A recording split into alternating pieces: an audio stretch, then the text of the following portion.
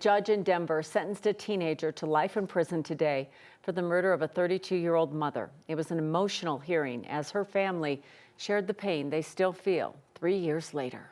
9 News reporter Ria Jha joins us now with what happened in court today. And just to give some context, Pamela Cabriales was driving on Colfax when she bumped into Remi Cordova's car.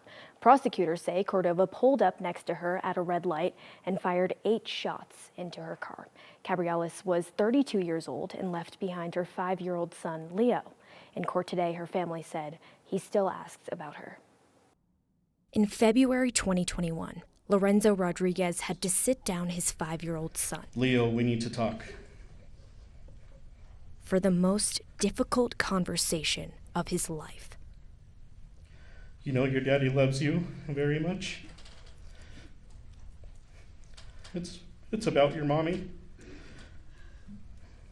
Mommy died and is no longer with us. Rodriguez relived this at the sentencing hearing for the teenager convicted of shooting and killing his ex-wife, Pamela Cabriales, as she sat in her car at a red light. Remi's senseless act of pure evil has left our family with a loss that words cannot describe. A judge sentenced Remi Cordova to life in prison for first-degree murder. Cordova was 14 when he got in a fender bender with Pamela and pulled out an AR-15 style rifle. I'm terribly sorry for the pain that you guys feel,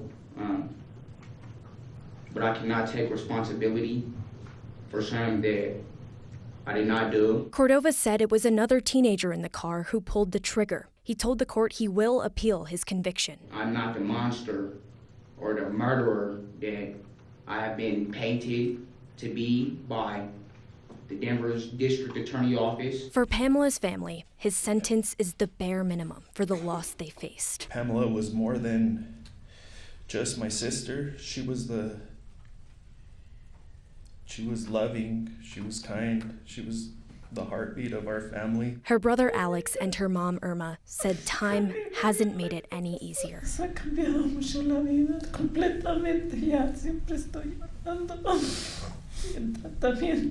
Knowing they're facing many more difficult conversations. What do you do when your child asks you, who's going to take care of me if you die, Daddy? I'm sad because I don't want to lose you.